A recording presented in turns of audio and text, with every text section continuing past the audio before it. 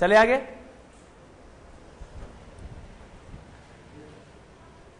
चलिए अगला है काम, distinction between contracts of insurance and wagering agreements. Insurable interest क्या चीज है, सवाल ही आता है। यार एक बात बताओ, तुम अपनी गाड़ी की इंश्योरेंस कराओगे या पड़ोसी की? क्यों पड़ोसी की क्यों नहीं कराते भाई? आप उस चीज को बचाना चाहोगे, आप लॉस से उस चीज को बचाना चाहोगे जिस चीज पर आपकी ओनरशिप है, हाँ या ना? और जिस चीज पर आपकी ओनरशिप होती है उसी चीज में आपका इंश्योरेबल इंटरेस्ट भी होता है। इज इट क्लियर और नॉट? तो हमने लाइफ इंश्योरेंस की बात लास्ट क्लास में की थी, सबको याद होगा, ठीक बात है कि नहीं? और क्या लाइफ के लॉस की भरपाई हो सकती है? नो। क्या लाइफ अगर चली जाए किसी इंसान की तो क्या उसकी भरपाई हो सकती है? नहीं हो सकती। लेकिन अगर गाड़ी का डैमेज हो जाए तो पैसा देकर उसको डैमेज को रिपेयर कराया जा सकता है। यानी लाइफ इंश्योरेंस में लाइफ को एश्योर किया जाता है, ठीक बात है कि नहीं? लेकिन क्या यह एश्योरेंस होती है कि अगर आपकी लाइफ चली गई दूसरी हम दिलवाएंगे? ऐसा होता है क्या? सिर्फ यह किया जा सकता है कि हां क्योंकि ये एक अर्निंग मेंबर था और ये एक्सपायर हो गया तो बेचारे इसके डिपेंडेंट्स का क्या होगा, उसके लिए कुछ मॉनेटरी अरेंजमेंट हो जाती है। लेकिन क्या उस लाइफ को वापस ला के दिया जाता है? क्या वो डैमेज रिपेयर हो सकता है? नो। तो ध्यान रखिए कि जो हमारी लाइफ इंश्योरेंस है इसमें लॉस की भरपाई नहीं हो सकती। लाइफ इंश्योरेंस में लॉस की भरपाई नहीं हो सकती, ठीक बात है कि नहीं? तो लाइफ इंश्योरेंस और जनरल इंश्योरेंस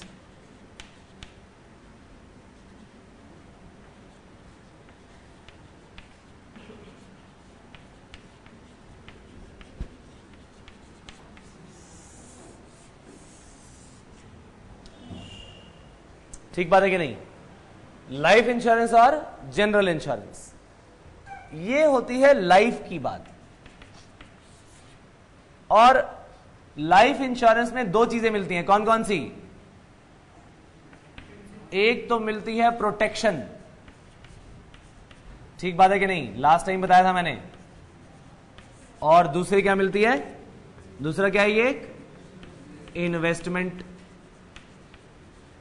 ठीक बात है कि नहीं? क्यों बताया था मैंने कि अगर मिस्टर ए ने LIC से अपनी इंश्योरेंस करवाई 20 साल के लिए, अमाउंट है 10 लाख रुपए, प्रीमियम कितना दिया जा रहा है? 45,000, ठीक बात है कि नहीं? तो 20 साल में अगर मिस्टर ए एक्सपायर नहीं होते, बच्चे रहते हैं, तो इन बचे रहते हैं, भगवान बुलाते नहीं इन्हें, तो ऐसे केस में 20 साल में कितना पैसा दे दिया LIC को? 9 लाख। मिलेगा कितना लेकिन? 10 लाख। ये 1 लाख रुपए का जो फायदा है एक तरह से वो इसे इन्वेस्टमेंट ही तो बता देता है, हाँ या ना?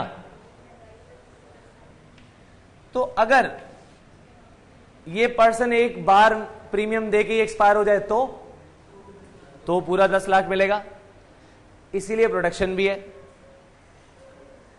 इसका मतलब ये कि जो हर साल ये प्रीमियम दे रहा है, हर साल जो ये प्रीमियम दे रहा है अल्टीमेटली इसे पैसा वापस मिल जाता है, हाँ या ना? लेकिन जनरल इंश्योरेंस की बात करें तो इसमें किसकी इंश्योरेंस होती है? लाइफ की या थिंग्स की? थिंग्स की इंश्योरेंस होती है। Life is insured, right? Here things are insured.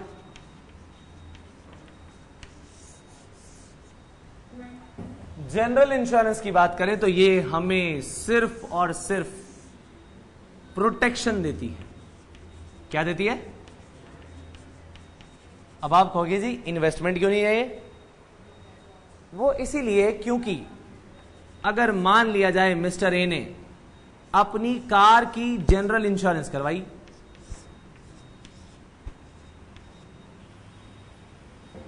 और इंश्योरेंस कंपनी क्या कहती है, इस कार की वैल्यू लगाते हैं हम, कार की वैल्यू लगाई 10 लाख, और 10 लाख तो लगा दी वैल्यू, पुरानी कितनी है, मॉडल नंबर बताओ, सारी कहानी चेक करने के बाद इसका प्रीमियम तय किया गया 25,000 रुपए पर एनम।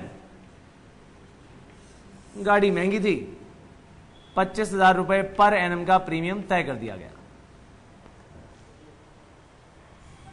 बड़ी लकी गाड़ी थी, एक बार भी एक्सीडेंट नहीं हुआ। बताओ इस 25,000 रुपए का क्या होगा? क्या इस 25,000 में से कुछ वापस मिलेगा? अगर कोई डैमेज नहीं हुआ तो भी एक भी पैसा वापस नहीं मिलेगा। क्यों? क्योंकि भाई ए ने तो दिया 25,000 रुपए का प्रीमियम, और इंश्योरेंस कंपनी ने उसे क्या दी? एश्योरेंस दी। क्या एश्योरेंस दी? कि अगर आपकी गाड़ी को जरा सा भी डैमेज हुआ तो हम बैठे हैं, पूरी डैमेज हो गई तो भी हम बैठे हैं। पता लगा कि अगले साल 25,000 रुपए का प्रीमियम दिया हर साल की तरह, और एक दिन गाड़ी ऑफिस के बाहर चमचमाती खड़ी हुई है, एक ट्रक आया, उसने गाड़ी का स्टिकर बना दिया, पूरी डैमेज। अब बताओ इस पूरे डैमेज के बाद इंश्योरेंस कंपनी को क्या देना पड़ेगा? 25,000 रुपए या 10 लाख? कंपनी इस बार पूरा पैसा देगी। हालांकि पूरा पैसा नहीं मिलता, कुछ पार्ट कट के मिलता है। डिपेंड करता है कि लॉस कैसा हुआ है, कितना हुआ है। 100% वैल्यू कभी भी नहीं मिलती। Is it clear? तो मान लिया जाए गाड़ी के शीशे टूट गए, जितनी वैल्यू है उसका कुछ परसेंटेज मिलेगा, 70-80% मान लिया जाए। या गाड़ी की डिक्की पूरी डैमेज हो गई, उसको ठीक कराने का जितना खर्चा आया उसकी भी कुछ परसेंटेज मिलेगी, वो 70 या उससे ज्यादा हो सकती है, कम हो सकती है। तो डिपेंड करेगा कि वो कौन सा पार्ट है जो कि डैमेज हुआ है। हर एक चीज की परसेंटेज अलग होती है। Is it clear? तो कहने का मतलब यह कि हालांकि हमने इंश्योरेंस 10 लाख रुपए की कराई थी, लेकिन गाड़ी पूरी डैमेज भी हो गई तो पूरे लॉस की भरपाई नहीं होती। लॉस की भरपाई होगी, मान लिया जाए इसको 8 लाख मिल गया, 7 लाख मिल गया, बहुत है। अगर इसे गाड़ी तो वैसे भी नहीं मिलेगी। इंश्योरेंस कंपनी जब आपको ये 10 लाख रुपए दे रही है ना, या जिस चीज को भी वो इंश्योर करती है, अगर वो डैमेज हो जाती है आपको वो पेमेंट कर देगी, और वो सारी की सारी डैमेज्ड थिंग जो है वो इंश्योरेंस कंपनी की प्रॉपर्टी मान ली जाएगी। ये मान लिया जाएगा कि ये लॉस किसका हुआ? इंश्योरेंस कंपनी का। तो उस स्क्रैप्ड जो स्टिकर बन गया गाड़ी का, जो सामान बचा है, वो किसका माना जाएगा? इंश्योरेंस कंपनी का माना जाएगा। तो आपने देखा कि जब हमने लाइफ की इंश्योरेंस कराई तो इसमें लाइफ तो नहीं मिलती ना, यानी loss of life can not be indemnified. इंडेमनिफाई करने का मतलब क्या है? लॉस की भरपाई करना। क्या इंडेमनिफाई करने का मीनिंग क्या है? लॉस की भरपाई करना। तो इंडेमनिफाई का मीनिंग लॉस की भरपाई करना।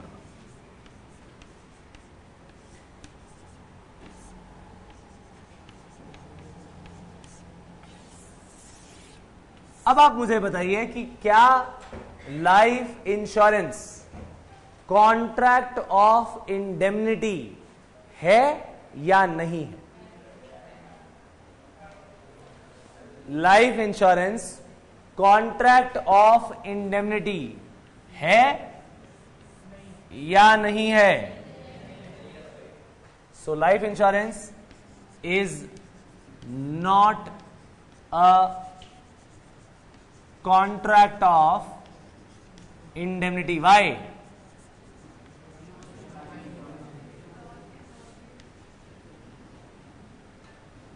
Because loss of life cannot be indemnified. जबकि जनरल इंश्योरेंस में क्या है? It is a contract of what? It is a contract of indemnity. बात समझ आई कि नहीं? नोट करिए जल्दी. मेडिक्लेम पॉलिसी जब हम लेते हैं तो भी वो बिल्कुल इसी तरह से वर्क करती है जैसे आपने मेडिक्लेम कराया.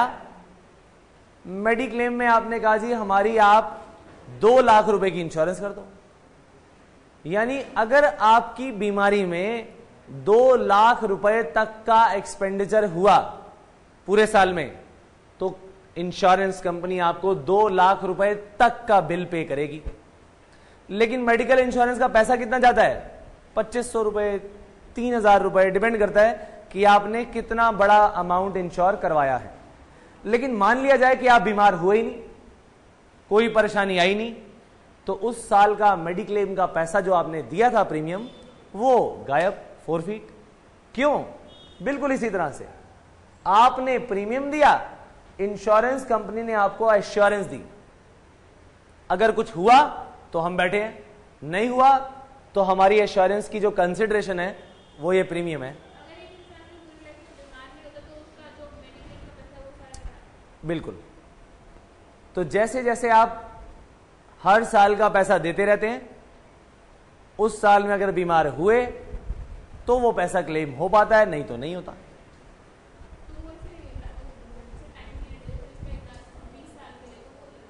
उसमें वो पर एनम होता है. मेडिक्लेम पर एनम पे किया जाता है. नोट किया सभी ने?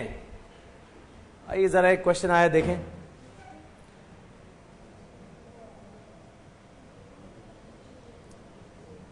क्वेश्चन आया जी, if the person knows that he has a cancer and is going to die very soon, then can he apply for insurance?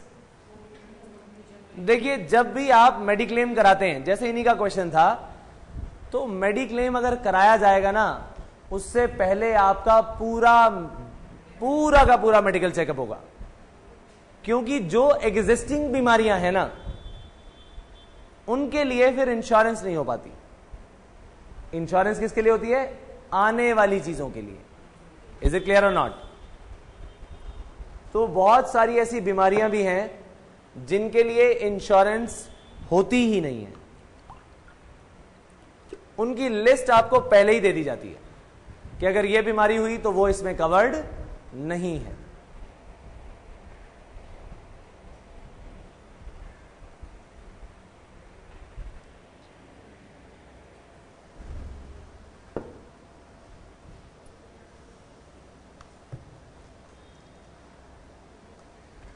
तो इंसान अगर इंश्योरेंस कराए किसी भी चीज की या अपनी लाइफ की करवाए तो उसका इंश्योरेबल इंटरेस्ट होना जरूरी है. ठीक बात है कि नहीं? लेकिन क्या वेजरिंग एग्रीमेंट में ऐसा होता था कुछ? वेजरिंग एग्रीमेंट में कोई इंश्योरेबल इंटरेस्ट नाम की चीज नहीं होती. ठीक बात है कि नहीं? अच्छा, वेजरिंग में शर्त कैसे लगती थी कि लग गई शर्त 10,000 रुपए की, लग गई 5,000 की, ऐसे ही तो होता था. ये बताइए, अगर 5,000 रुपए की शर्त लगी तो जो हारने वाला है क्या बाद में वो ये कह सकता है जी कम दूंगा, कब तो मैं 4,000 दूंगा, मैं तो लेना है तो ले, नहीं तो भाग, ऐसा कह सकता है क्या? या उसे वही फिक्स्ड अमाउंट देना पड़ेगा? वेजरिंग एग्रीमेंट में वही अमाउंट फिक्स जो होता है वही पे किया जाता है। कोर्ट में इन्फोर्सेबल नहीं होता मान लिया, लेकिन जो लोग आपस में शर्त लगाते हैं अगर उन्होंने इस एग्रीमेंट को पूरा कर दिया तो कैसे होगा? कम पैसे देकर होगा या पूरे पैसे देकर होगा? पूरे पैसे देकर होगा, उसमें कम पैसे नहीं चलते, राइट? लेकिन इंश्योरेंस में क्या होता है? जनरल इंश्योरेंस में आप देखेंगे कि जितना अमाउंट, जितने की इंश्योरेंस कराई, जैसे कि 10 लाख और डैमेज हो गया तो पूरा पैसा नहीं मिलता। लेकिन लाइफ इंश्योरेंस में, एक्सेप्ट लाइफ इंश्योरेंस में पूरा पैसा मिल जाता है। ठीक बात है? आइए आगे चलें। ये बताओ कि हमारा जो ये पॉइंट है वेजरिंग एग्रीमेंट का, क्या ये शर्त वाले एग्रीमेंट हमारी पब्लिक पॉलिसी के अगेंस्ट है या फेवर में है? ये है अगेंस्ट पब्लिक पॉलिसी, जबकि इंश्योरेंस कॉन्ट्रैक्ट कैसे हैं? फेवर में, बेनिफिशियल हैं, बेनिफिशियल टू पब्लिक इंटरेस्ट में है ये, राइट? कहां कहेंगे आप कीजिए गैम्बल है? इंश्योरेंस गैम्बल है या वेजरिंग?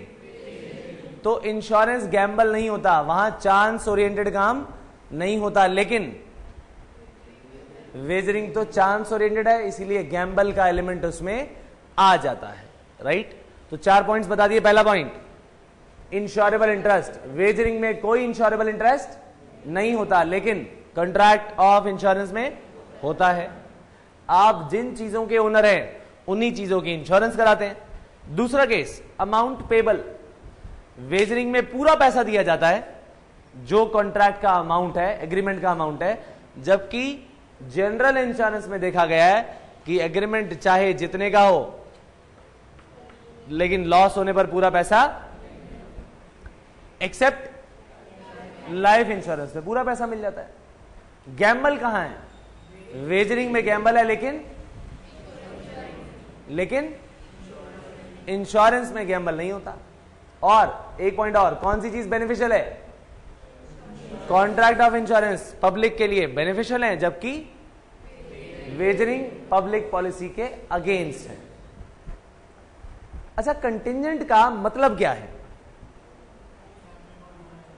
डिपेंडेंट। कंटिंजेंट का मतलब क्या है? डिपेंडेंट। ठीक बात है कि नहीं? क्या वेजरिंग एग्रीमेंट डिपेंडेंट होते हैं? किसी भी चीज पर डिपेंडेंट होते हैं कि नहीं होते? किस पर डिपेंडेंट होते हैं? अनसर्टेन इवेंट पर। यानी हर एक वेजरिंग एग्रीमेंट कंटिंजेंट नेचर का है। ठीक बात है कि नहीं? हर एक वेजरिंग एग्रीमेंट कंटिंजेंट नेचर का है, मतलब डिपेंडेंट नेचर का है। किस पर डिपेंडेंट होता है? किसी एक अनसर्टेन इवेंट पर। लेकिन क्या हर एक कंटिंजेंट कॉन्ट्रैक्ट वेजरिंग होता है? So every wagering agreement is contingent in nature, but every contingent contract is not wagering, right? बात समझ आ गई? ये 5 पॉइंट्स हमने कर लिए। Distinction between contracts of insurance